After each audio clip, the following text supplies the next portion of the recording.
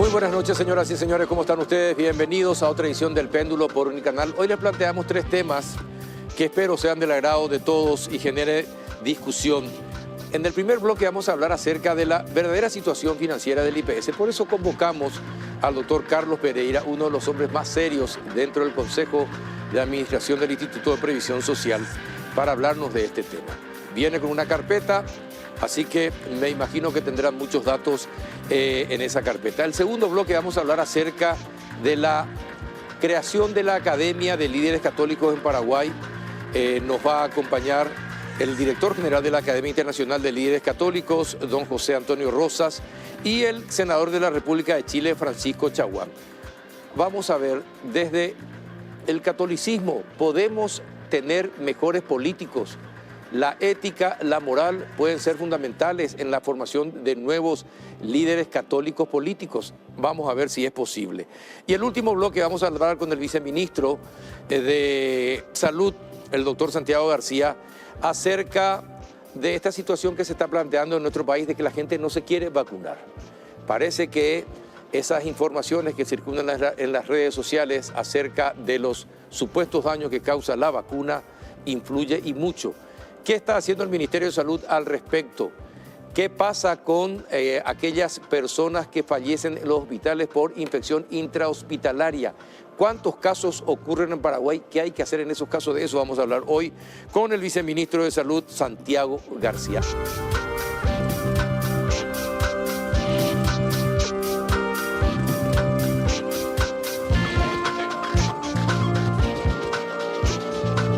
¿Qué tal? Buenas noches, doctor Carlos Pereira. ¿Cómo anda? Bien, Carlos, buenas noches. Un gusto estar en tu programa nuevamente. Gracias por venir cada vez que le pedimos, doctor. Bueno, a ver, contanos un poquitito, ¿cuál es hoy la situación real del IPS? ¿Hasta cuándo aguanta IPS en esta situación? Bueno, el IPS, Carlos, nosotros estamos saliendo de una situación complicada.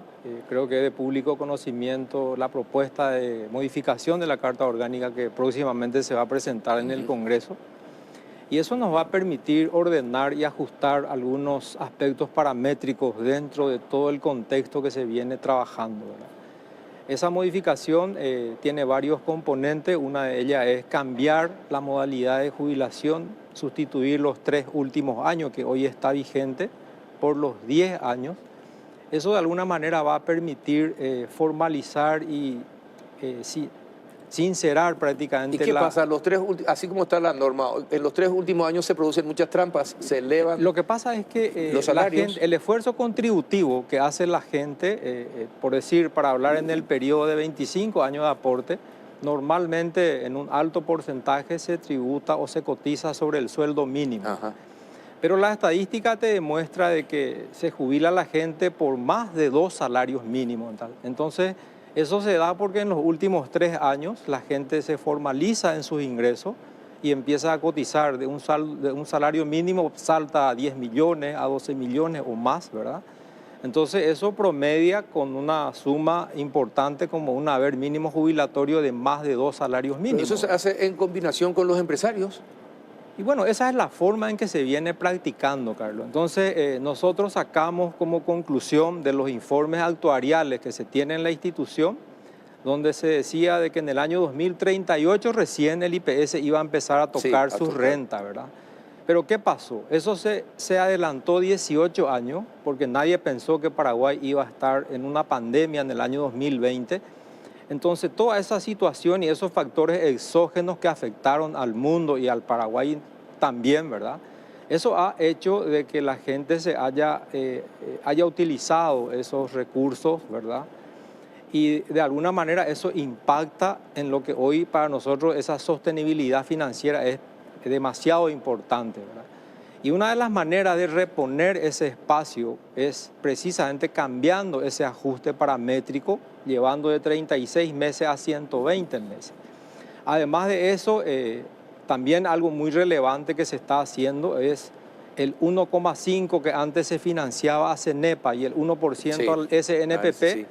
Esos 2,5 representan más de 100 millones de dólares en el año, ¿verdad? Sí. Y eso es en este momento para nosotros una inyección financiera muy relevante. ¿Eso va a volver al IPS? Claro, eso va a retener el IPS. Va a retener el IPS. Porque eso va a permitir que a partir de enero del 2025 nosotros contemos con esos recursos y eso podamos, a través de cualquier tipo de modalidad financiera, extinguir por lo menos más de la mitad de los pasivos que hoy tenemos, ¿verdad? Pero también tiene, Carlos, nuestra situación financiera, si bien es permanente, también hay ecuaciones que impactan positivamente, ¿verdad? ¿Por qué pero perdón, doctor, antes de que continúe, ¿por qué tanto se desangra el IPS? ¿Por qué SNPP, Sinafocal y creo que había otra institución más, tienen que sacar fondos del IPS, de lo que aportamos todos, trabajadores y empleadores, para sostener el presupuesto de esas instituciones? Lo que pasa, Carlos, es que la Carta Orgánica del IPS tiene 81 años, ¿verdad? Y en su momento, la manera en que se concibió, la manera en que se distribuyó el porcentaje para los tres fondos, el fondo de jubilación en 54%, el fondo de salud en 39% y el fondo de administración en 7%. En algún momento, CENEPA ha sido muy importante dentro de la estructura y dentro del Programa Nacional de Salud del Paraguay.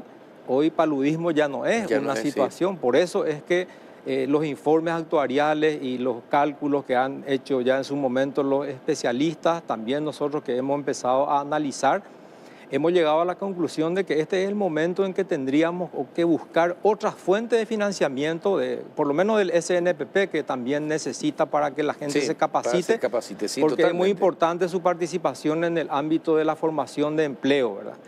Entonces, nosotros no dudamos de la importancia que tiene, pero en este momento nosotros necesitamos reponer y retener esos recursos para robustecer nuevamente nuestra columna vertebral de la parte financiera, como para reponer ese espacio que se ha perdido en estos últimos años, para que el fondo de jubilación pueda recuperar esa sostenibilidad financiera que le caracteriza y que la gente pueda estar tranquila de que por más de que se hagan estos ajustes paramétricos, no va a tener ningún impacto en las 20.700 personas que hoy ya están acogidas al beneficio de la jubilación. Aprovecho este espacio privilegiado, Carlos, de comunicación para decirle a esas personas jubiladas que estén tranquilas, que eso no va a tener ningún impacto en la percepción de sus haberes mínimos jubilatorios, sino lo que se pretende es de que aquí hacia adelante nosotros podamos tener una corrección, sobre todo en ese espacio en donde hay aspectos que no tienen fuente de financiamiento, ¿verdad? En el año 2011, cuando se han hecho algunas protestas a nivel social por los escuálidos montos de jubilaciones, 60.000 guaraníes, Carlos, no pasaba 100.000, y eso era algo muy bagatelario, era muy reducido. Entonces, por una cuestión social, en el año 2011 se ha hecho un esfuerzo extraordinario para poner un piso en donde ahí surgió el 33% del haber mínimo jubilatorio, que es otra de las modificaciones que se está haciendo ahora, ¿verdad? En su momento, por la pandemia y por otras circunstancias que afectaron al país, quizás ha tenido la necesidad de esos 33% de aumentarse primero al 50% y luego al 75%, pero eso ha tenido un impacto demasiado importante, más de 300.000 millones de guaraníes dentro del fondo de jubilación, que hoy, al volver a la normalidad del 33%, eso va a hacer de que hoy tengamos una fuente de financiamiento más robusta, ¿verdad? El IPS va a ir recuperando en ese sentido ese espacio que ha perdido por esa situación. Y además de eso, tenemos otras estrategias que se están haciendo en el ámbito del aporte obrero patronal. Si bien venció el 30 de abril pasado, el plazo de la flexibilidad, de los descuentos, de hasta dónde podemos darle concesiones a los empresarios para que se pongan al día, eso se está estudiando para volver a extender el plazo. ¿Cuántos no están al día? Y hay más de 32.000 empresas que adeudan al IPS. ¿Cuánto adeudan al IPS? Y aproximadamente 540 millones de dólares, ¿verdad? Eso son el 90% de esa deuda, Carlos, proviene desde el año 2019 hacia atrás. Entonces, nosotros hoy estamos tratando de identificar incluso cuáles son empresas que tienen algún tipo de servicio o de actividad que pueda realmente de repente el IPS también contratar. No porque la empresa hoy esté en una situación complicada, esté inhibida o esté en una situación de no ser sujeto de crédito, ni siquiera por la situación difícil por la que atraviesa. Yo creo que para eso nosotros también podemos utilizar las excepciones y establecer como mecanismo de prueba, por lo menos buscar 5 o 10 empresas que puedan proveerle al mismo IPS y poder dotarle nosotros de actividad para que de esa manera podamos también cobrar en un marco de compensación de servicio por deuda, ¿verdad? Yo creo que estamos haciendo todos los análisis correspondientes, tanto cuantitativa y cualitativamente, como para tener un paquete de medidas que realmente impacten en el tiempo. Yo quisiera, Carlos, compartir contigo brevemente, y quiero que me acompañe en esta pequeña lámina, en ese resumen. Ahí vos podés fijarte de que el IPS, a través de las medidas correctivas que el presidente del Consejo, el doctor Brites, viene instruyendo ya hace tiempo a las 5 gerencias operativas del instituto, ahí se puede percibir en ese cuadro y está subrayado el Fondo de Salud, que es el más comprometido. En el mes de enero los ingresos eran un tanto inferior que los egresos. ¿Por qué? Porque esa partida de egresos contiene montos obligados de otros ejercicios anteriores. Eso significa de que lo que se ha obligado es porque tiene un presupuesto, tiene certificado de disponibilidad presupuestaria. Y por esa razón se explica con esa situación de que los gastos excedían a los ingresos. Pero si vos me acompañás en la lámina, desde el mes de febrero hasta abril, que es el último mes cerrado, hasta mayo, en donde hoy estamos vigentes, ahí podés ver perfectamente ya de que las medidas que el presidente ha venido instruyendo a las diferentes gerencias, ya los ingresos están por encima de los gastos. Y eso ya es parte del ordenamiento administrativo y financiero que el IPS viene realizando y estamos todavía ajustando. ¿Y en cuánto tiempo esto? ¿En 4 meses? No, esto ya es producto de lo que se viene haciendo desde que se asumió, desde la administración del doctor Brites hasta la fecha, ¿verdad? Son procesos evolutivos que no son tan rápidos, pero por eso yo comparto la evolución, por lo menos, de lo que en este 2024 se está desarrollando. Y otro tema que no es menor, Carlos, es importante recalcar, nosotros estamos haciendo una reprogramación muy importante. El día de hoy se llevó a cabo una reunión en la gerencia administrativa y financiera, donde han participado todos los analistas de cada uno de los miembros del Consejo. Acá yo estoy llevando producto del resultado de esa reunión. El 25 de cada mes es el plazo que el Ministerio de Economía recibe propuestas de reprogramación presupuestaria. El IPS está realizando, mañana vamos a sesionar en Ciudad del Este, se va a llevar a cabo la sesión del Consejo, y la reprogramación planteada por la gerencia administrativa el día de hoy asciende a algo así como 102.000 millones de guaraníes, ¿verdad?, de pequeños saldos de diferentes ítems de los rubros, para atender precisamente 2 componentes muy relevantes, que son la deuda flotante y el pago de los servicios. ¿Cuántos son? ¿25 millones de dólares aproximadamente? Aproximadamente 14 millones de dólares. ¿Verdad? Pero acá lo importante es de que esa deuda flotante no tenía presupuesto en el cálculo que se presentó anteriormente. Este Consejo recién desde ahora ha tenido participación en la elaboración del presupuesto. Por eso estamos haciendo estas reprogramaciones para poder atender pago por los servicios y por la deuda que viene cabalgando de hacia atrás, para que no se resienta y no haya desabastecimiento de insumos. Y por otro lado, hay que también atender la deuda flotante, que es emergente de las compras que se hicieron anteriormente.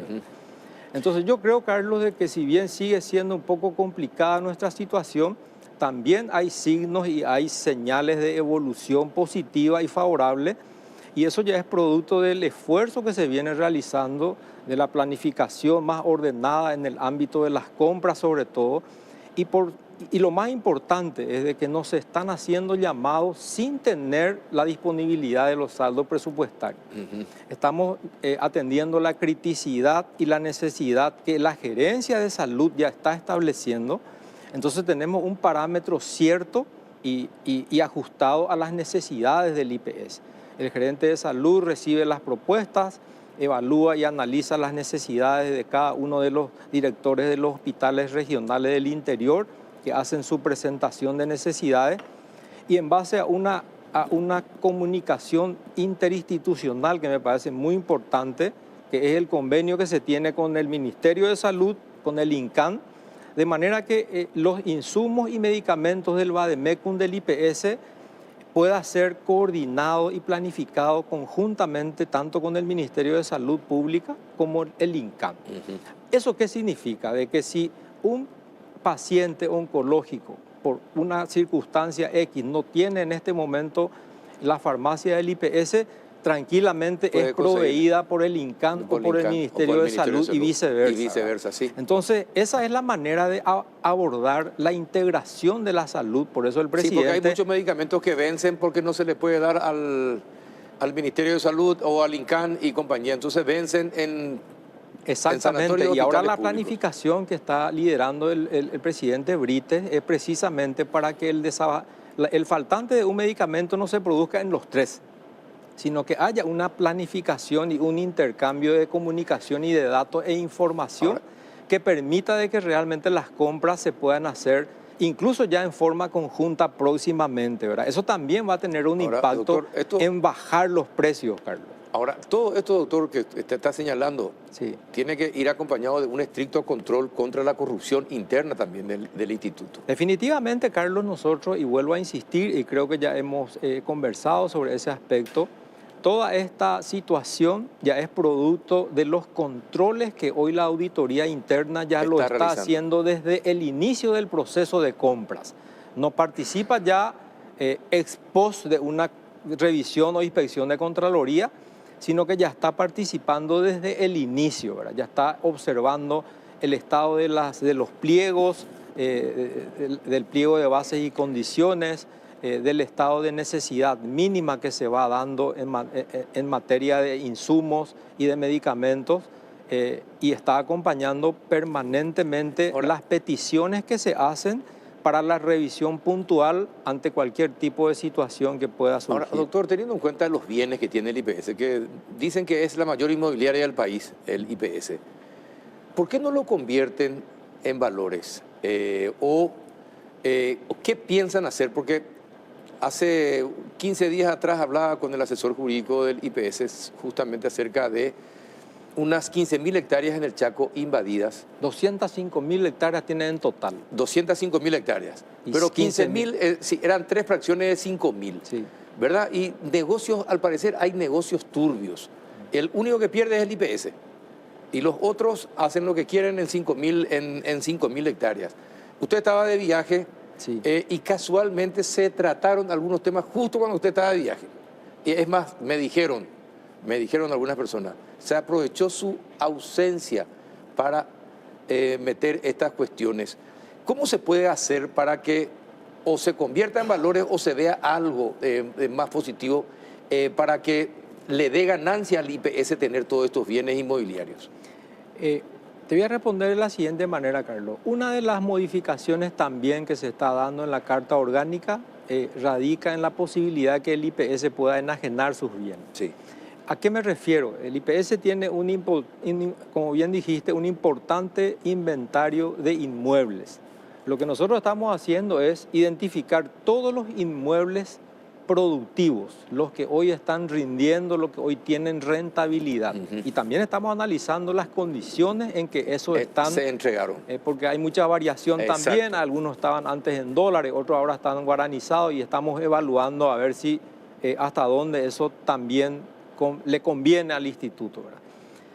Nosotros tenemos una partida enorme de inmuebles que por costos exorbitantes no se pueden titular a favor del IPS.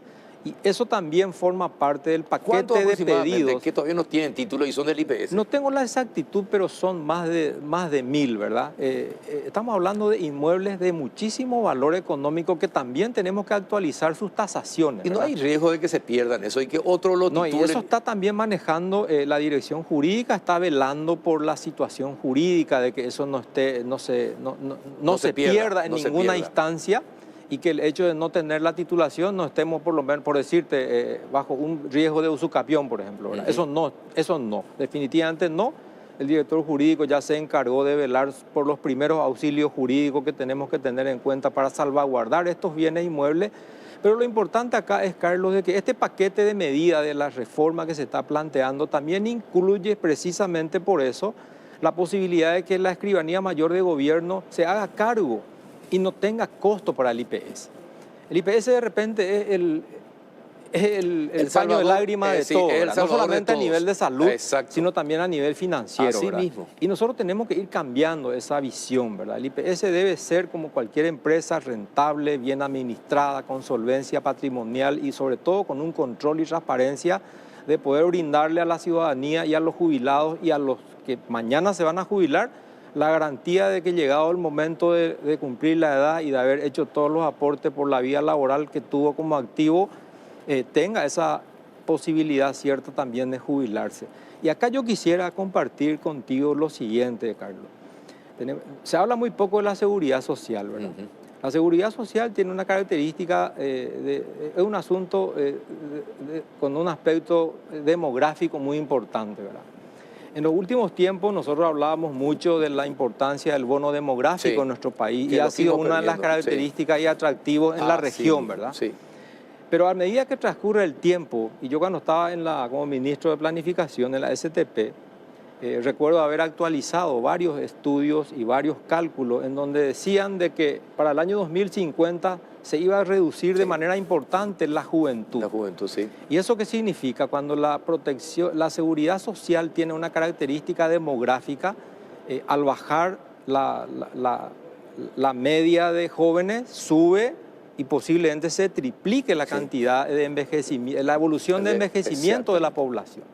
Eso nos va a poner en una circunstancia en donde, además de cuidar la salud de la gente, también tenemos que asegurar los recursos para jubilarle a la jubilación, sí. Por eso es que es tan importante y ahí tiene una connotación muy paradójica la situación que ocurre con el tema de salud y de la jubilación.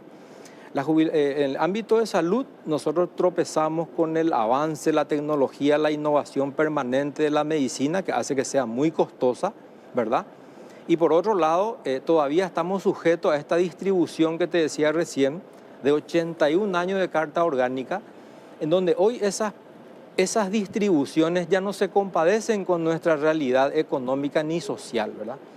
Y ahí está demostrado en ese cuadro de que el Fondo de Salud requiere de un fortalecimiento y de una mayor inyección financiera.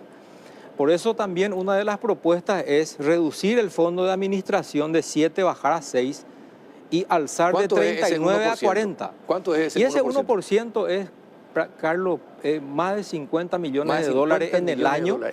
Que para nosotros, ¿verdad? Y en este momento de donde estamos cuidando cada moneda y en donde estamos planificando cada cantidad, lo que antes se compraba para 5 años, ahora lo estamos haciendo para 1 año. Lo que antes tenía un comportamiento de 2 o 3 años, ahora lo estamos haciendo incluso menos de 1 año, tratando de abarcar todo el componente y cantidad de los insumos que componen el Vademecum que maneja la Gerencia de Salud y con una planificación y control permanente hacer de que esa velocidad acompañe la cantidad de inventario que tenemos que mantener conforme a los tipos de patologías que se dan a nivel país, ¿verdad? No es fácil administrar eso, pero hoy estamos con la tecnología, con el sistema que estamos tratando de incorporar como para que toda la gente se capacite y haya conocimiento de los sistemas informáticos que ya tenía el IPS, pero que no se venía utilizando como debe ser, ¿verdad? Toda esa suma de esfuerzos y de recursos, tanto del capital humano como de la administración en su conjunto, hace de que hoy podamos tener este horizonte un tanto más alentador que lo que teníamos hace 8 meses, ¿verdad? Doctor, ¿te puedo pedir un favor? Sí, claro. Yo sé que trabajas mucho, que es muy pesado todo el IPS, pero no te vayas a retirar, doctor. Trata de hacer el esfuerzo posible por permanecer, en serio. Porque contigo por lo menos hay un poquitito más de tranquilidad de que los fondos y todas las intenciones van a ser bien manejadas. Si vos te vas, ni me imagino lo que puede hacer. Así que si podés aguantar, aguantá más, doctor Pereira. ¿Puede ser? Yo, Carlos, estoy ayudándole al doctor Brite como el primer día, lo dije que lo iba a hacer y lo voy a seguir haciendo, y también al presidente de la República, que me ha dado la confianza de poder aportar mi humilde trabajo en este lugar, y lo voy a hacer hasta el último minuto que así lo dispongo. Bueno, perfecto. Gracias por venir, doctor, y por contarnos todo esto. No, por favor. Me quedo un poco más tranquilo. No estamos tan mal, así como se pensaba. Definitivamente el esfuerzo y la suma de los esfuerzos de cada uno de los que trabajan en el IPS bajo el liderazgo del doctor Brite, yo creo que vamos a tener mejores resultados en poco tiempo. Gracias, doctor Carlos Pereira. Muchísimas gracias. A la vuelta de la pausa hablaremos de la Academia de Líderes Políticos y eso cómo puede ser importante en Paraguay. A la vuelta de la pausa.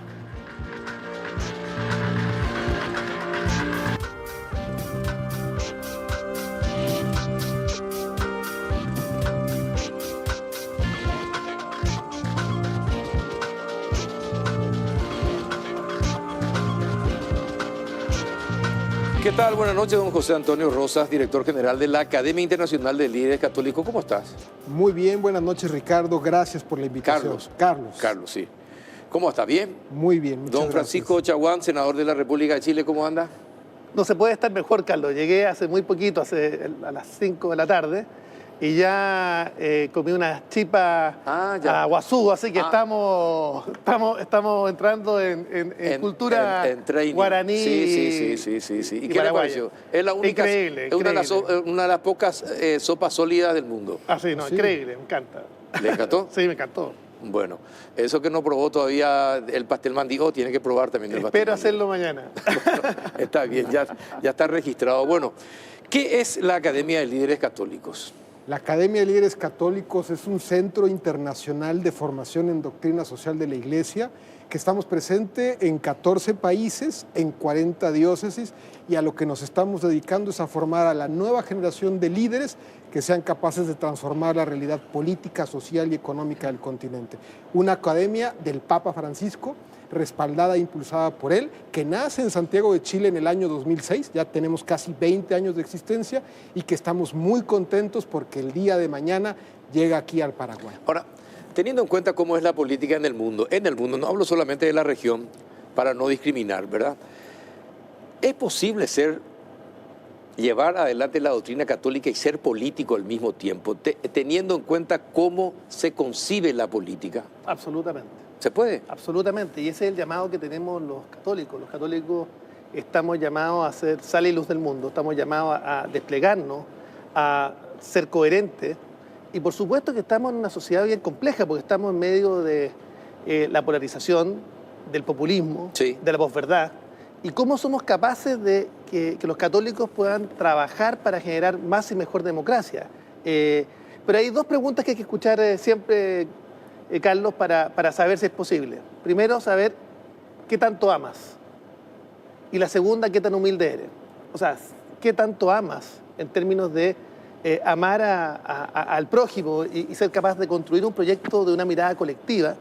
Y la segunda, qué tan humilde eres para escuchar la opinión de otros y poder construir también ese proyecto colectivo. Y hay que ser muy cuidadosos también para que no confundir lo que nos exige la moral católica de compromiso social, porque eso es básicamente lo que nosotros estamos señalando desde el pilar de la doctrina social de la Iglesia, con la moral instrumentalizada por una ideología. Entonces, ¿cómo tenemos líderes católicos que sean capaces de escuchar y sean capaces de construir colectivamente? Ahora, ¿y cómo diferenciar el líder católico social de los líderes de la izquierda? Porque muchas veces hay una intención de hacerlos parecer o acercarlos y no es lo mismo. Perdona, Carlos, yo tengo que contestar esto porque no podemos confundir. Exacto. La opción preferencial por los pobres con la instrumentalización ideológica que pretende algún sector político determinado, o de los populismos de las izquierdas o los populismos de las derechas. Y por eso es tan importante que... Exacto, totalmente de acuerdo, Francisco. El gran riesgo es la ideologización de la fe. Lo que caracteriza a un líder católico es que parte de un encuentro personal con Cristo y puede tener distintas opciones políticas. Es legítimo que un católico opte por la derecha como por la izquierda. Lo que no es legítimo es instrumentalizar políticamente la fe y caer en extremismos, sean de derecha o de izquierda. De izquierda. Ajá. ¿Y cómo hacen, cómo se le forma a un político para no instrumentar a la Iglesia Católica y ideologizar todo lo que es la opción preferencial por los pobres, ya sea de derecha o de izquierda? Mira, la propuesta que traemos aquí al Paraguay, que nos da mucho gusto, es porque traemos un respaldo muy fuerte. Hemos logrado congregar a varios de los máximos referentes de liderazgo político y social en el continente. ¿Quiénes hacen clases en nuestra academia? El expresidente de Costa Rica, Miguel Ángel Rodríguez, exsecretario general de la OEA, Rocco Buttiglione, exministro de Estado de Italia, la presidenta de todos los religiosos en América Latina, Enrique Iglesias, expresidente del Banco Interamericano de Desarrollo, Francisco Chaguán, que es el parlamentario ejemplar en Chile, es el que ha presentado mayor cantidad de iniciativas de ley en los últimos años. Y al interior de nuestra academia tenemos expositores de distintas sensibilidades, de derecha, de izquierda y de centro. ¿Cómo formamos? Concursos, seminarios, talleres, dando no solamente contenidos de formación doctrinal, sino tenemos talleres de coaching, fundraising, inteligencia emocional, trabajo en equipo y además aprendiendo que hoy día no estamos aislados. Los jóvenes paraguayos van a poder interactuar con jóvenes chilenos, costarricenses, mexicanos, españoles, que estamos trabajando en la misma sintonía de formación. Eso es vital, ¿eh? No, me encanta, cuando escucho esto me encanta porque nosotros tenemos una realidad. Tal vez esta legislatura que tiene actualmente Paraguay sea una de las peores desde 1989 a esta parte. Pero se explica también por la situación socioeconómica paraguaya, ¿verdad? Los últimos datos del SNEP o de PISA nos demuestran que tenemos una gran carencia en educación. Si no somos capaces de comprender lo que nos dicen nuestras autoridades, ni de entender el peligro de elegir a determinadas autoridades, y acompañamos sus propuestas, a pesar de que puedan estar totalmente vacías de contenido, pero suenan bien por lo populista que es. Si tenemos un pueblo con más de 60% de analfabetos funcionales, que pueden sumar y restar y leer un texto, pero no comprenderlo, entonces es muy difícil en una situación. Es decir, me contaban la bibliografía del senador Chaguán. ¿Cuántos libros escritos? 23 libros. 23 libros. Consulte cuántos libros escribió un legislador paraguayo, por ejemplo. Pero con mucha humildad, con mucha humildad. Si acá se trata de cómo somos capaces de poder construir una mirada colectiva respecto de cómo logramos sacar el país adelante. Y entender claramente que acá nadie sobra, sino que todos están invitados a la mesa. Todos pueden hacer algo. Todos están invitados a ser parte, ser constructores de una misma mesa. Que involucra un proyecto colectivo de nación. Y ese yo diría que es el tema más complejo de la política, porque, a ver, la política tiende a mirarse el ombligo y no a levantar el mentón y mirar en los próximos 30 años del país. Y es lo que hemos hecho en Chile, y por eso quise mostrarte también algunos libros que hemos realizado y otros que hemos trabajado desde el Congreso, que son distintos a los que te he mencionado, donde hemos levantado políticas públicas de largo plazo. ¿Cómo logramos unir al país en medio de la polarización que rinde políticamente en términos de el día a día de la campaña electoral? Teniendo en cuenta de que si somos capaces de ponernos de acuerdo respecto a la construcción de un futuro, y ese futuro será mejor o peor, dependiendo cómo seamos capaces de ser responsables respecto de ese futuro y respecto a aquellos paraguayos que dependen de esas decisiones, vamos a construir un mejor país. Entonces, ¿qué hicimos en Chile? En Chile creamos la Comisión de Desafíos del Futuro, que logra finalmente construir respuestas locales, vale decir, a los desafíos globales, respuestas locales, y donde estamos todos los representantes de los partidos políticos trabajando en un proyecto colectivo de nación que devuelva las confianzas, porque lo que está debilitado, Carlos, es la confianza interpersonal y la confianza institucional. En las instituciones, sí. Eso es lo clave. Entonces, ¿cómo somos capaces de recuperar esa confianza es la clave de tener un mejor Pero futuro. ambos tienen que hacer, es decir, el ciudadano confiar en las instituciones, pero las instituciones tienen que hacer bien su trabajo. Así es. Porque si no se ve ese cambio, ¿cómo va a generar confianza de la gente? ¿Y cómo lograr que los políticos, en vez de pensar en sus bolsillos y en la de la familia, piensen en el país?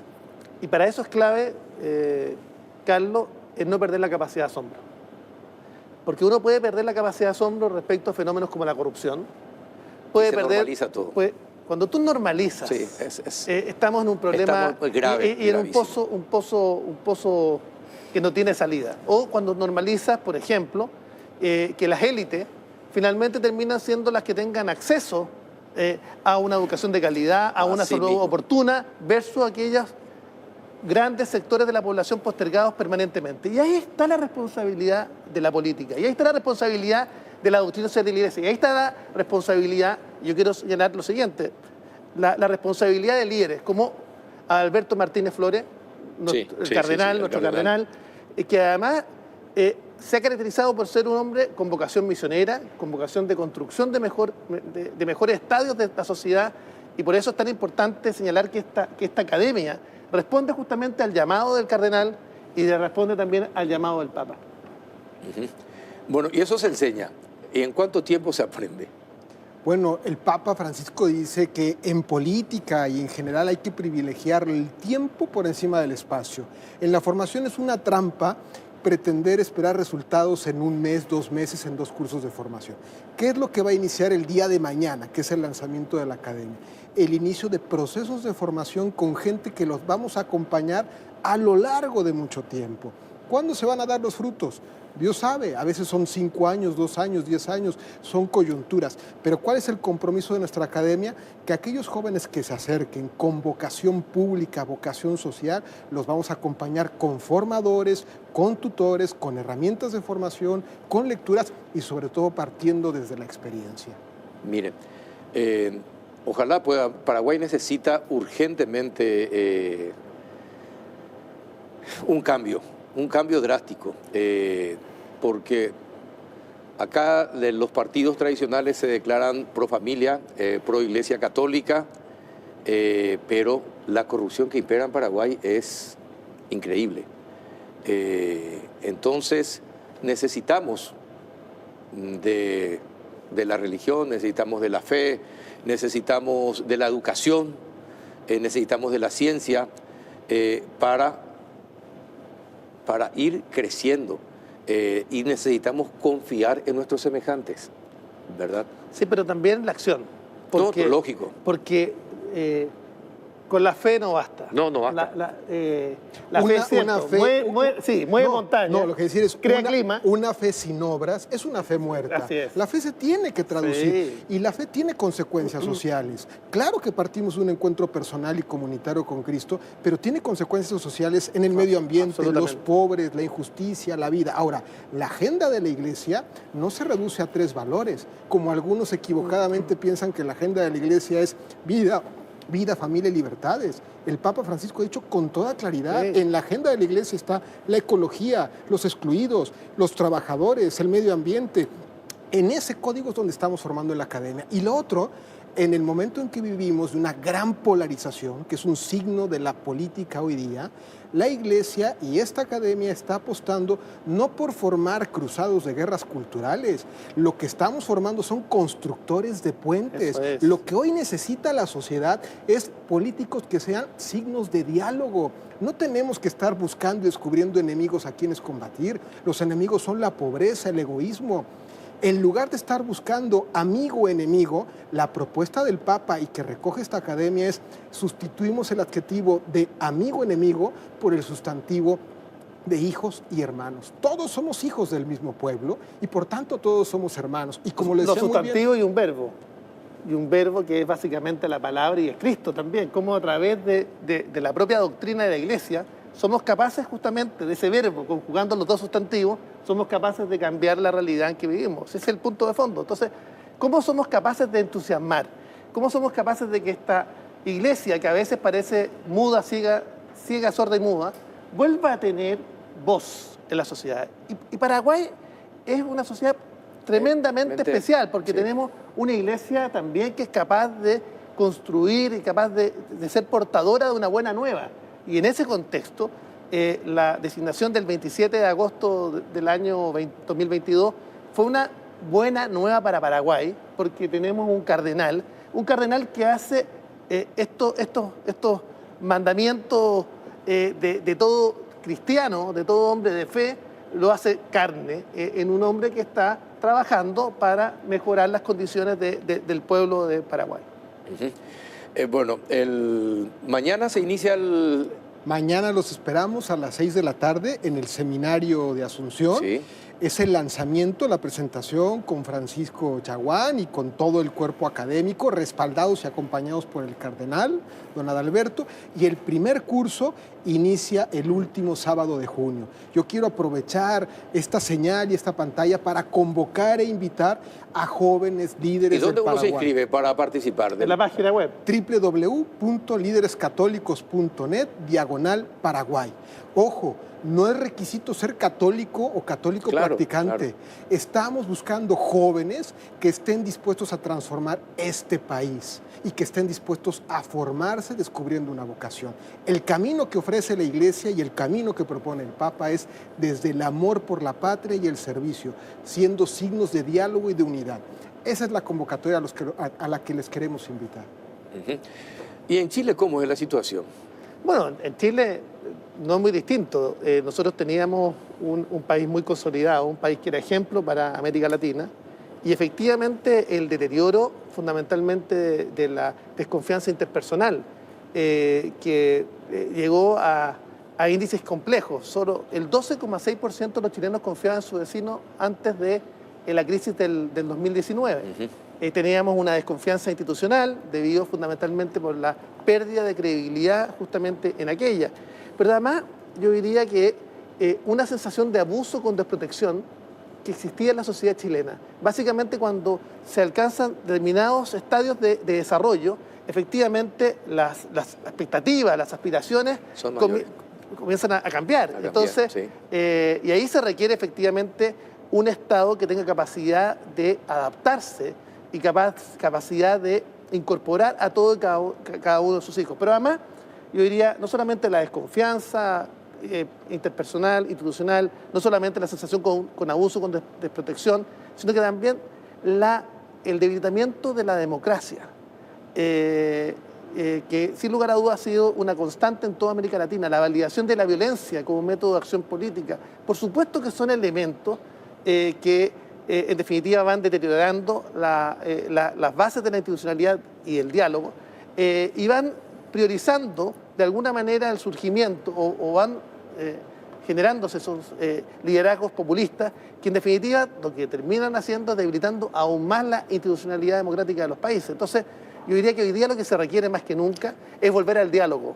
El diálogo fue lo que nos permitió retornar la senda del sistema democrático, construir en los primeros 30 años de gobiernos democráticos un país que redujera sustantivamente los niveles de pobreza, un país que aumentó de manera sistemática y exponencial las matrículas estudiantiles, universitarias, fue un país que amplió las coberturas de salud, que ha ido consolidando sistemas previsionales. Sí. Y por eso tenemos que lograr que este proceso reflexivo, que debe tener toda América Latina, mira, si han sido 10 años perdidos para América Latina, en productividad, en capacidades, y tenemos sueños.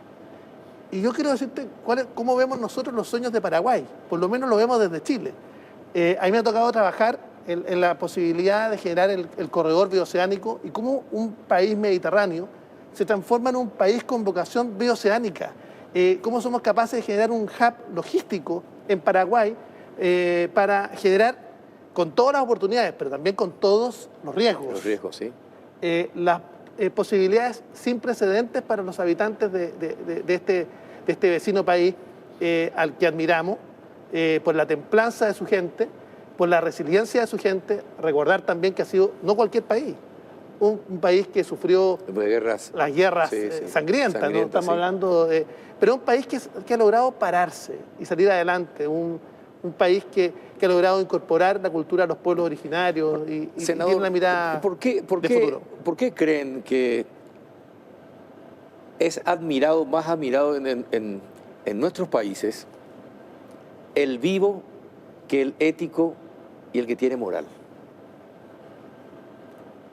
Compleja pregunta, porque yo diría que los signos de los tiempos llaman justamente a ser capaces de ser mucho más reflexivos, de valorar aquello que finalmente no es expuesto. Cuando una persona actúa correctamente, cuando una persona finalmente es coherente, que es el llamado que tienen justamente los cristianos y particularmente los católicos, yo diría que esa debería ser la regla general, pero lamentablemente eso está fuera de la observación humana. Cuando la concentración de los medios y también de la atención pública y también del eco de los iguales que se da a través de los smartphones, Sí. finalmente terminan priorizando esa visión respecto de lo negativo, de lo que genera un deterioro de las condiciones de vida. Y esto tiene una respuesta, yo diría, ancestral. Tú concentras la opinión y la atención en aquello que es la lucha de sobrevivencia, básicamente, lo que nosotros llamamos el cerebro reptiliano. Ahí tú captas la atención. Es por eso que los noticieros, lamentablemente, titulan Sí. con... Mucho rojo. Mucho rojo. Mucho rojo, mucha sangre. Yo te diría, ¿cuántas veces se ha intentado hacer la buena noticia del día en los medios de comunicación? O destacar la buena acción. Poco, porque Pocas no veces. genera rating. Exacto. Entonces acá es cómo somos Sí, capaces no desde genera minuto a minuto, como dicen. el rating. En cambio Sí. acá nosotros tenemos la capacidad, a través de la Academia de Líderes Católicos, que yo quiero felicitar a José Antonio, que la comenzó a liderar en el 2006, nosotros nos incorporamos inmediatamente, permite justamente, fuera de los flashes, fuera de las luces de los canales de televisión, salvo acá, muy pocas veces tenemos la oportunidad justamente de poder difundir esta acción, que es una acción de iglesia. Permite justamente trabajar en la formación de capital humano, de capital social y de personas que logren concentrar la atención en la dignidad no solamente individual, sino colectiva de las sociedades. No sé, José Antonio. Sí, el Papa Francisco, complementando lo que tú dices, habla de una crisis educativa. De hecho, le llama una catástrofe educativa. Y parte de la catástrofe educativa son los valores y principios que hay en la cultura en la que imperamos. En México, que es donde yo vivo, hoy muchos jóvenes aspiran a ser sicarios, aspiran a ser narcotraficantes. ¿Y por qué aspiran? Porque tienen dinero, porque tienen mujeres, lujos, porque tienen mujeres, un cierto sí, éxito. tienen autos. Parte de la crisis educativa es la crisis del sentido comunitario. Antes había en la educación cívica que uno era para los demás. Parte del trabajo que hacemos en la academia es eso, una formación cívica y social, recuperar el sentido comunitario de nuestra vida. Para que haya vocaciones como la del senador Chaguán, es porque está dispuesto a sacrificar una carrera que podía haber hecho en el mundo privado muy exitosa para darse a los demás, a su contexto, su comunidad y su sociedad. Gracias. Ahora, ¿y por qué esto se puede usar también para expandir estas ideas, ¿verdad? Así como está la desinformación acá a tiro, Completa. también, claro, completa, también podemos usarla para el bien. Así Sí. Mira, ¿Verdad? acabamos de tener la semana pasada un foro internacional virtual sobre Haití. Se conectaron alrededor de 10,000 personas de distintos países. ¿Y qué hicimos en la academia? Visibilizar el drama haitiano. ¿Qué nos permitió justamente la tecnología que tú nos dices? Que estaba sentado en la mesa Eduardo Frei, expresidente de Chile, Sí. Miguel Ángel Rodríguez desde Costa Rica, Felipe Calderón desde México, el exnuncio de Haití desde los Estados Unidos, que es un cardenal, después sentar a la mesa y conversar con 3 líderes haitianos en torno a la transición democrática. ¿Qué nos permite justamente las nuevas tecnologías?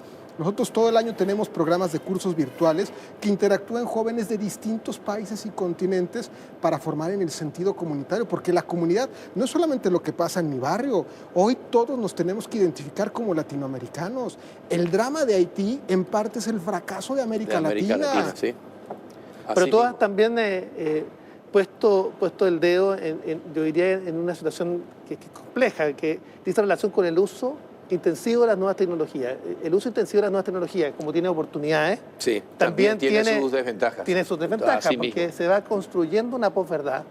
El eco de los iguales lo que hace es que finalmente las personas que piensan igual replican modelos de pensamiento. Entonces, es muy difícil finalmente a través de este uso intensivo de las redes sociales, que se usa para desinformar muchas veces, que se usa para tergiversar realidades, la posibilidad ciertamente, porque tú no distingues lo que es verdad, No tienes se un puede. check No. de lo que es verdad y lo que no lo es. Entonces, va generando también una situación que nosotros tenemos que legislar. En Chile estamos en eso, ¿ah? Estamos legislando Sí, sobre las redes, así mismo. estamos legislando sobre inteligencia artificial, estamos legislando sobre todas estas materias que dicen relación con materias que están en la vanguardia del pensamiento crítico. Nosotros, cuando creamos la Comisión Desafíos del Futuro, dijimos, mira, ¿cómo somos capaces de construir un espacio institucional para el diálogo social y para generar políticas públicas de largo plazo en las distintas materias? En el desarrollo aeroespacial, en el desarrollo minero verde, en el desarrollo forestal sostenible, en temas que hacen relación particularmente con la política nacional del litio o inteligencia artificial, entre otras materias. Y somos capaces justamente en la formulación de este espacio institucional de diálogo, unir, tener una cultura de la convergencia, de la cooperación versus la competencia. O sea, convergencia versus competencia, colaboración versus cultura del egoísmo. Esa yo diría que es la herramienta para ir construyendo una mirada colectiva respecto al futuro y generando de vuelta las confianzas en la política, en las tomas de decisiones cuando se construyen bottom-up, surgen desde los ciudadanos con sentido de pertenencia y de pertinencia. Bueno, han dicho algo, me acaba de decir algo que sí. Uno quiere recuperar la esperanza, escuchando esto. Qué suerte que les traje, porque yo necesitaba recuperar la esperanza, ¿verdad? Estamos viviendo tiempos difíciles en nuestro país, ¿verdad? Esperemos que mejore, pero necesitamos de aprendizaje, como esto que ustedes, por ejemplo, vienen a hacer. Y ojalá que cuanto antes se explique y se entienda la moral, la educación cívica, el amor al prójimo, pensar en el prójimo más que en uno mismo, porque el bien del otro también es bien propio, puede hacer que este país empiece a transitar otros caminos. Y que la responsabilidad es de todos. De todos, de todos, de todos. Eso es muy Desde importante. el primero hasta el último Así de es, los paraguayos. de todos. Todos tenemos que involucrarnos en esta tarea. Así que les agradezco porque me trajeron esta esperanza el día de hoy. Gracias, Carlos. Gracias, senador. Gracias, José Antonio. Muchísimas Carlos. gracias. Muchas gracias, Carlos. A la vuelta de la pausa vamos a hablar de uno de los temas fundamentales acá en el país y cómo los teléfonos celulares y la posverdad hace que la gente no se quiera vacunar, con todo el peligro que eso entraña para la salud. A la vuelta de la pausa.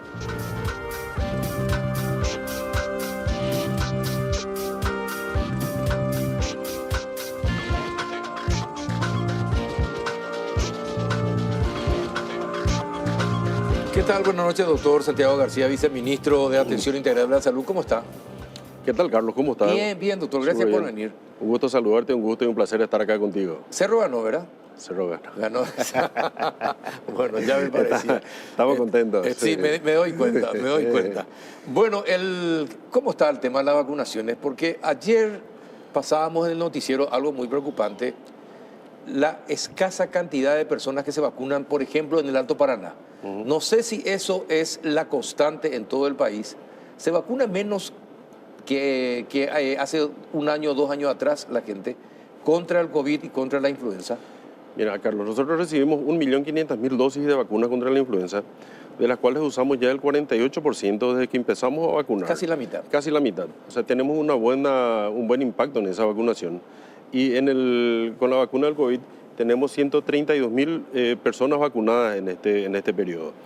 Los números son menores, pero la gente sí se está vacunando aún. En el caso de la influenza llegamos a 724.000 pacientes vacunados ya hasta ahora, Carlos. Uh-huh. Ahora, y con toda esta tecnología que tienen actualmente que puede determinar cuántas personas consultan, en los últimos tiempos, ¿aumentaron las consultas por por ejemplo, por COVID o por gripe o por influenza? El COVID llegó para quedarse, ¿verdad? Es una enfermedad que quedó, ahora es parte de nuestro presente y probablemente va a estar por mucho tiempo, solamente gracias a las vacunas justamente. Esta enfermedad respiratoria tiene un impacto mucho menor en la salud del paciente. Puede pasar como una pequeña gripe, casi imperceptible, incluso algunos son asintomáticos. Y eso gracias a la vacunación que se vino haciendo desde el inicio del advenimiento, digamos, de las vacunas. En el caso de la influenza, de las vacunas antigripales, siempre tuvimos una buena receptividad y la gente se vacuna. Primeramente, siempre insistimos en los extremos de la vida, en los chicos menores de 5 años, mayores de 60. Sin embargo, también la franja que queda en el medio es una franja que quiere acceder al sistema de vacunación de gripe. Y eso hace que, si bien la gente pueda adquirir cierto tipo de influenza, también los síntomas son menores. Una persona que no se haya vacunado y que haya adquirido una gripe que incluso se puede complicar, pasar a tener neumonía, etc., eso no pasa con la vacunación. La vacunación realmente ha salvado millones de vidas y nosotros estamos insistiendo mucho, no solamente en el esquema de COVID, influenza, sino también en las demás vacunas que tiene el país. Hoy leía un tuit súper alarmista de que se viene miles de millones de personas van a morir en los próximos meses debido a la aplicación de las vacunas. ¿De dónde salen todas esas historias para que se expanda y para que la gente las crea? Y mira, hay muchos negacionistas, incluso tenemos colegas negacionistas que están escribiendo, tienen mucho tiempo probablemente, están en las redes difundiendo ese tipo de noticias y no sé por qué razón la gente lee y se apega más a lo negativo que a lo positivo.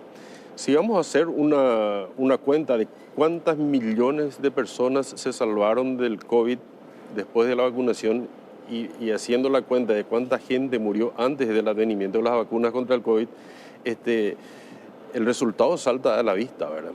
Hay personas que tuvieron 2 o 3 veces COVID vacunadas, sin embargo están hoy tranquilamente haciendo su tarea, ¿verdad? Están trabajando. Ahora, el hecho de que se hayan retirado ciertas vacunas también hace que la historia de los negacionistas tenga capítulos, ¿verdad? Y vuelvan a insistir en que se retiraron porque realmente son las que matan. Esas vacunas que se retiraron, ¿por qué fueron retiradas? Mira, de hecho que cualquier tipo de vacuna eventualmente puede producir algún tipo de complicación, ¿verdad? Eso está escrito, la vacuna más inocente puede producir, las complicaciones son mínimas si hacemos porcentualmente. Y en el caso de la AstraZeneca, que es una de las vacunas que se retiró, yo particularmente tengo 2 dosis, mis primeras 2 dosis son de Astra. Las segundas 2 dosis son de Pfizer y las últimas de Moderna. O sea, 5 vacunas tengo y acá estoy tan campante, ¿verdad? En algunos pacientes la vacunación produce un pequeño problema de coagulación de la sangre que se le asocia a la vacuna realmente. Entonces, por una cuestión de seguridad, la empresa decidió retirarlas. Sin embargo, esa vacuna se ha aplicado en millones de personas y millones de personas siguen haciendo su tarea normal, Carlos. Ahora, normalmente las vacunas producen efectos que pueden ser incluso tan mortales, pero en una mínima cantidad. Efectivamente, pueden producir efectos, pero en una mínima cantidad. Y generalmente cuando uno se vacuna a veces tiene una pequeña febrícula, dolor en el sitio de inyección, que dependiendo de qué vacuna sea puede durar algunos días, pero nada más que eso. Finalmente, si vamos a hacer el riesgo-beneficio, el costo-beneficio, el beneficio es mucho mayor que no vacunarse, ¿verdad? Que estar esperando a ver qué pasa o qué no pasa. La vacunación es algo que ha salvado miles de millones de vidas y que nos ha salvado del sarampión, de otras enfermedades mortales que ahora estamos prácticamente olvidándolas, ¿verdad? Ahora, doctor, ¿cuáles son las consultas más comunes? Cuando el paraguayo va al médico, ¿por qué motivos va al médico? ¿Qué tienen ustedes de información? El paciente normalmente va tenemos, digamos, 2 aristas. Está el paciente que se va a controlar por una cuestión de prevención, que hace un chequeo anual, algunos se hacen cada 6 meses, y están los otros tipos de pacientes que se van ya cuando tienen algún síntoma, después de haber consultado probablemente con algún médico naturalista o algo así y después se va al médico. Cuando va al hospital muchas veces ya está desarrollando una enfermedad que es un poquitito más grave, por llamarlo de alguna manera, que Por la si hubiera tardanza, ir a claro. consultado antes. Es por la tardanza en la consulta. Lo que mayormente lleva a consultar a la gente, tenemos los casos de hipertensión arterial, las enfermedades cardiovasculares ocupan un lugar preponderante en prevalencia en el país y es una de las principales causas de muerte en personas en todo el mundo y también en Paraguay, ¿verdad? La otra causa que lleva a consultar a la gente son descompensaciones que muchas veces no se controlan y cuando sufren algún tipo de compensación acuden a un centro hospitalario, se le hacen unos análisis y se da cuenta que es diabético. Tienen el azúcar muy alta, una descompensación diabética, que en muchos casos también ya tiene repercusiones en otros órganos como ser el riñón, produciendo insuficiencias renales, etcétera, llevando de vuelta a otro tipo de cosas. ¿Qué signos uno tiene que atender para entender que puede estar diabético, por ejemplo? Bueno, generalmente podemos tener los dos picos, los dos extremos. La hipoglicemia, que se suele dar en personas que no están consumiendo debidamente un tipo de alimento, es lo que sucede con los desfiles, que los chicos se van muy temprano sin desayunar muchas veces, el desfile empieza tarde, sufren un bajón de azúcar, se desmayan. Uno le toma la muestra de sangre y se le da, eso es rápidamente recuperable. Existen personas que ya son diabéticas que se aplican la insulina a veces con una dosis un poco mayor de la normal y le produce un bajón de azúcar. Y está el otro tipo de personas que sí son los que pueden llegar incluso a sufrir lo que se llama un coma diabético, en donde pueden tener mareos, sudoración, desmayos, le da como un coma diabético incluso. Y bueno, eso se soluciona con insulina, una internación, se le pasa insulina a través del suero en subcutánea y se puede regularizar, pero en una consulta médica solamente eso se puede ver, Carlos. Ajá, en una consulta médica. ¿Y la hipertensión, qué uno tiene que tener en cuenta sobre la hipertensión? Bueno, la hipertensión es algo también que está muy prevalente en el país y que tiene que ver mucho con la alimentación y con el tipo de vida que tenemos. Sabemos que acá la gente no tiene mucho apego a los ejercicios físicos. Somos muy sedentarios. Muy sedentarios y la alimentación juega un papel importantísimo también, sobre todo el consumo de la sal. Un paciente hipertenso generalmente empieza a desarrollar dolores de cabeza intensos, malestares, mareos, sensación de sofoco. Y cuando uno le toma la presión arterial, estas personas generalmente tienen muy arriba de 15, 16, a veces que pueden llegar a tener picos importantes que puede desencadenar de vuelta en una enfermedad mucho más grave como conocemos los ACV, ¿verdad? Los accidentes cerebrovasculares, con rupturas de arterias en el cerebro, hemorragias que muchas veces pueden llegar a ser fatales. Y los ataques al corazón, los problemas cardíacos. Ese es uno de los principales problemas del paraguayo. Efectivamente. Como te digo, las enfermedades cardiovasculares, entre ellas los infartos, son una constante en este país. Y con relación a eso te quiero comentar algo. Ayer tuvimos una reunión sumamente importante con los directores del Hospital Nacional de Itagüá, el director del Hospital San Jorge y el director del Hospital de Clínicas, y estamos armando una estrategia para disminuir la brecha que tenemos en la lista de espera de los pacientes que están para una cirugía cardíaca o para un procedimiento cardíaco.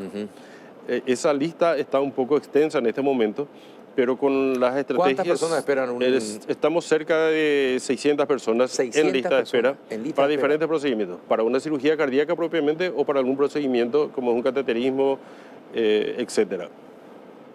Dentro de esa lista, nosotros conversamos con los directores de hospitales y vamos a ir descargando los pacientes del Hospital San Jorge, tanto en el Hospital Nacional como en el Hospital de Clínicas, para, digamos, hacer que esa lista sea mucho más corta. Y estamos también proyectando hacer un banco de compras de insumos cardiológicos, de manera que el paciente ya no esté deambulando de un lado a otro y los familiares deambulando de un lado a otro tratando de conseguir un insumo cardiológico que sabemos que son muy caros, ¿verdad? Entonces, con ese banco de insumos cardiológicos que estamos trabajando para crearlo, independientemente en dónde se opere el paciente, esto se hace el traspaso directamente de hospital a hospital. Ni siquiera el paciente va a tener que venir en un vehículo de plataforma, en moto, lo que sea, a llevar esos insumos, sino que se hace el traspaso con nombre, apellido, número de cédula, directamente al hospital donde se va a operar y ahí se utiliza. ¿Y de qué depende que eso se llegue a buen término, ese proyecto? Y ahora estamos en el procesamiento de las nuevas licitaciones de los insumos que tenemos. Se están proyectando. El Hospital Nacional tiene una licitación ya en marcha y la licitación más grande va a ser el Hospital San Jorge. En este momento estamos trabajando, vamos a tener que aumentar los insumos que originalmente se iban a pedir, ya que vamos a abastecer también a otros 2 centros importantes. Y bueno, ¿y el presupuesto se tiene? Se tiene. El presupuesto se tiene. ¿Se tiene? Se tiene. Ah, bueno, es una buena noticia. El presupuesto se tiene, sí. Ajá. Y con respecto a las enfermedades catastróficas, también cáncer, ¿cómo está la situación? ¿Qué piensa hacer el Ministerio de Salud al respecto? En este momento, el Ministerio de Salud tiene aseguradas las medicaciones para los pacientes. El cuadro básico de drogas del INCAN está con todas las drogas en este momento dentro de su stock del parque y estamos asegurando, eso también fue una preocupación que tuvo la gente en un momento dado, pero esas drogas y el presupuesto para ese tipo de medicamentos, los fondos están asegurados para la compra de los medicamentos oncológicos. Sabemos que son insumos demasiado caros y que consumen una gran parte del presupuesto de salud. Sí. Sin embargo, nosotros desde el Ministerio de Salud estamos proveyendo normalmente al INCAN y estamos con las licitaciones ahora en marcha y no tenemos mucho problema el día de hoy. Ahora, doctor, de todo lo que estamos hablando, veo que todas estas enfermedades están directamente relacionadas con lo que consumimos como alimento y la falta de movilidad del paraguayo o la paraguaya. ¿Qué recomendarías, por ejemplo, para ir disminuyendo esa cantidad de gente con diferentes tipos de cáncer, con elevada presión arterial, con problemas del corazón, con posibilidades de ACV y compañía? ¿Qué le recomendarías? ¿Cuál sería la recomendación? ¿Y cómo podríamos hacer que esto se explique en todo el país? ¿Y qué podríamos hacer a través del sistema educativo para ir aprendiendo cómo comer y cómo cuidar nuestro cuerpo desde pequeños? Nosotros en el Ministerio de Salud tenemos una dirección de promoción de la salud, justamente que se llama. Y a través de esa dirección de promoción de la salud instamos y hacemos publicaciones y capacitaciones permanentemente en los colegios y en los hospitales en todo el país, de manera a enseñarle a la gente qué tiene que comer, cómo tiene que comer, en qué momento tiene que comer y hacer una actividad física. Nosotros no pretendemos que cada paraguayo sea un atleta élite, claro, ni que esté haciendo ejercicios todo el tiempo, sino que tenga un movimiento por lo menos 3 veces por semana, que haga ejercicio, que haga una caminata. Aunque sea de 30 a 45 claro, minutos, pero que por lo haga. menos, que lo haga.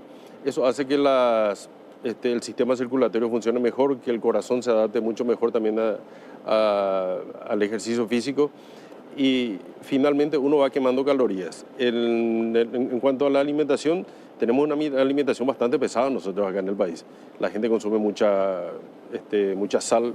La sal es mucha un grasa, elemento, mucha grasa. mucha harina. Mucha harina. Los carbohidratos son un elemento preponderante. Mucho pan. Para generadores de diabetes. Incluso las bebidas gaseosas también tienen un impacto bastante elevado en la producción. Somos muy consumidores de gaseosas. Somos muy consumidores, la negra sobre todo. Es muy diabetógena. Entonces hay que evitar ese tipo de cosas. Hay que consumir jugos naturales, usar menos azúcar refinada. Entonces uno creo que puede llegar a tener una salud mucho mejor y alargar la expectativa de vida de la gente. En ese sentido también, Carlos, nosotros con el sistema GIS que tenemos en el Ministerio de Salud actualmente, podemos hacer una estadística mucho mejor detectando las personas que consultan ya sea por hipertensión, por diabetes, por cáncer.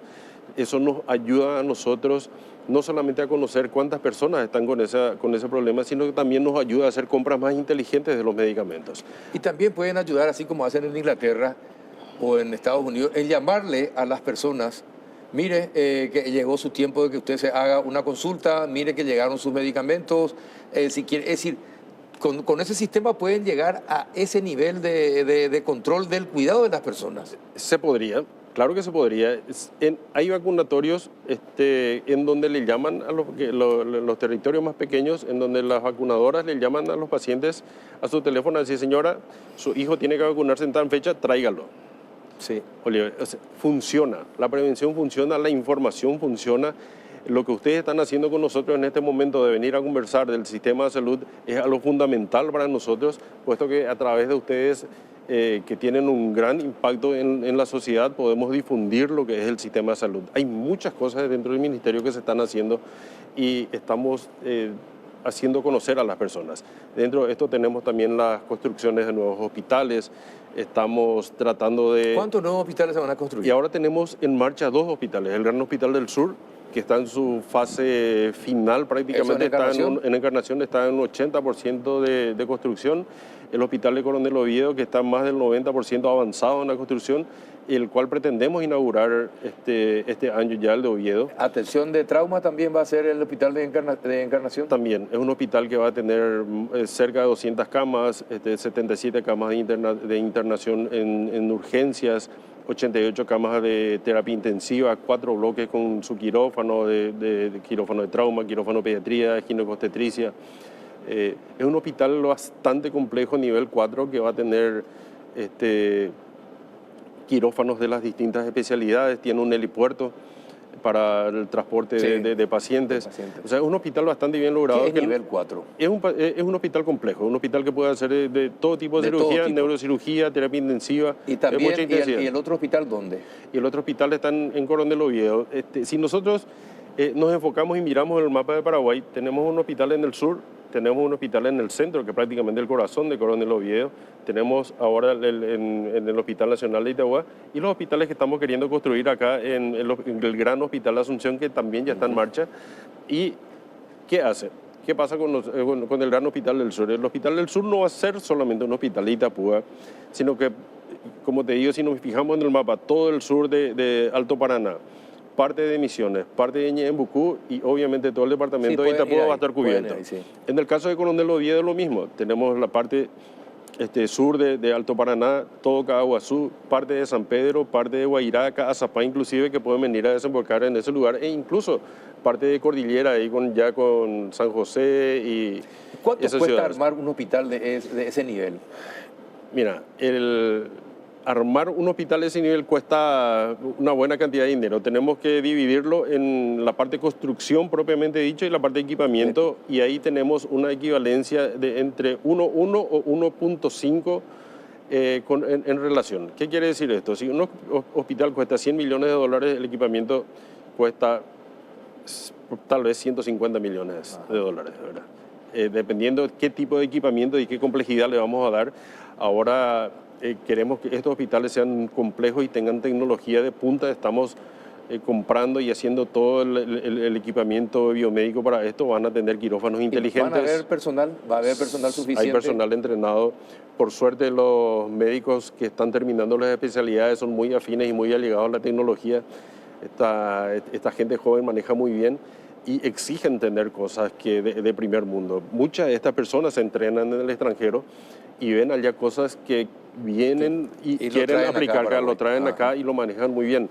Esta gente también nos ayuda a formar otro tipo de personal que no tuvieron a lo mejor la fortuna de salir al exterior, pero tienen a alguien que estuvo y van dejando discípulos, digamos. ¿Y los otros 5 dónde van a estar ubicados?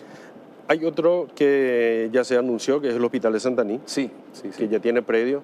El Hospital Asunción, que... Este es el que se construye gracias a la gestión que hicieron los propios campesinos, ¿verdad? Sí, ahí se consiguió un terreno grande que ya fue transferido. Está en ejecución el proyecto médico arquitectónico, lo mismo que el Gran Hospital Asunción, que ya está financiado. Ya tiene financiación. También va a ser un hospital de cerca de 300 camas de alta complejidad para descargar un poco todo lo que es Asunción y Central, que acá tenemos prácticamente el 40% de la población de todo el país. En ese sentido, el hospital Nuestro hospital de Barrio Obrero también va a verse un poco... La mejor zona del país. La mejor zona del país, la mejor zona del país va a verse aliviado también, Carlos. Hay otros hospitales que están puestas, pero el señor presidente va a anunciar muy pronto, entonces que la primicia sea suya, ¿verdad? Ajá. Bueno, las otras 4 que faltan, va a anunciarlo el presidente y no saben cuándo va a anunciarlo. Efectivamente, muy pronto. Yo creo que este fin de semana vamos a tener alguna novedad ya. Ajá. Bueno, pero prácticamente se va a cubrir todo el país. Sí, estamos para cubrir el país también con la estrategia de APS, Carlos. Tenemos hoy 937 unidades de salud de la familia y para cerrar la brecha y cubrir el 100% del país necesitamos 1.700. Estamos inaugurando, la pretensión es inaugurar 107 unidades de salud de la familia durante los 5 años y con eso cubriríamos el 100% del territorio nacional. La estrategia de la unidad de la USF es la entrada al sistema de salud, claro, al Ministerio de Salud. Exactamente. Ya que estas unidades tienen médicos de familia, que son médicos que están entrenados en 4 grandes especialidades, que son clínica médica, ginecobstetricia, cirugía y pediatría, y hacen una medicina comunitaria, tienen un territorio bien delimitado y designado, y ellos recorren casa por casa viendo y tienen que saber exactamente cómo se llama, de qué está enfermo, cuántos hijos tiene. O sea, es decir, hacen una medicina prácticamente casa por casa y además de atender en la propia unidad. Ahora te pregunto algo que ya te pregunté, pero te iba a volver a preguntar, doctor García. Hace aproximadamente 15, 20 años atrás ya había preguntado a un ministro de Salud por qué nos costaba tanto tener grandes hospitales de referencia en los diferentes departamentos, o por lo menos en las cabeceras departamentales importantes. Y me decía, por falta de personal médico, sobre todo terapistas, no teníamos. ¿Vamos a tener la cantidad suficiente de médicos para todos estos hospitales que se piensan construir? ¿Vamos a tener los terapistas y especialistas en cada uno de estos hospitales, doctor? Vos sabés, Carlos, que tenemos una alianza estratégica prácticamente con todas las sociedades científicas de medicina, con las unidades, con las de terapia intensiva pediátrica, las sociedades de cirugía general, etcétera, etcétera. Y estamos diagramando el futuro de la formación de médicos en el país. Ajá. A través del INS, este año aumentamos la cantidad de plazas en algunas especialidades, por ejemplo, en psiquiatría. Nosotros estábamos formando solamente 6 psiquiatras por año. A partir de este año se van a formar 12 psiquiatras y el año que viene esperamos duplicar de vuelta ese tipo de plazas. La misma cosa estamos haciendo con terapia intensiva. Y otra cosa, Carlos, estamos expandiendo los especialistas por primera vez en gran cantidad al interior del país. Queremos descentralizar lo que es la salud para que el paciente que vive en Concepción o que vive en Pedro Juan... Claro, ¿por qué? Porque ¿qué pasa? Antes el médico terminaba su residencia y se quedaba sin trabajo, tenía que esperar a conseguir, a meter el currículum, etc. Hoy día, ¿qué pasa? El 31 de diciembre llega el término de su pasantía rural, el 1 de enero automáticamente están vinculados como personal del Ministerio de Salud, con el mismo salario que llevó y con una cantidad de horas como especialista. Por primera vez mandamos al Chaco, en los 3 departamentos, Boquerón, Alto Paraguay y la parte alta de Presidente Hayes, cerca de 40 médicos especialistas que tienen un salario diferenciado a los que están en la región oriental. Claro. Y una vez que ellos culminen esa pasantía también van a quedar con ese salario.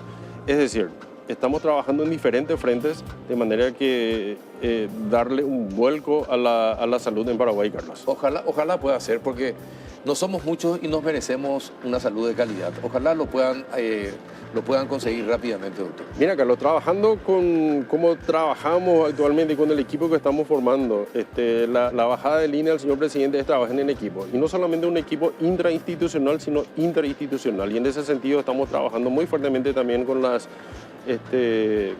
los convenios y con las integraciones con IPS, por ejemplo.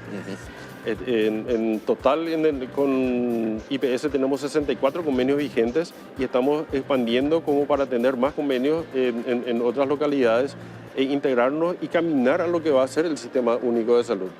La ministra está desde las 6 de la mañana en la oficina y está desde las 6, las 7, las 8 de la noche. A veces cuando alguien te marca el ritmo y está permanentemente con Hay que tanta trabajar. fuerza, hay que estar y hay que trabajar porque marca el rumbo, ¿verdad? Ella es una persona que está permanentemente indicando y haciendo cosas y bueno, nosotros no podemos ser No, menos. no puede ser menos.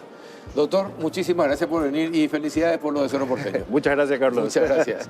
El doctor Santiago García, viceministro de Atención Integral de la Salud. Llegamos al final de otra edición del Péndulo. Muchísimas gracias por la compañía. Hasta el próximo miércoles.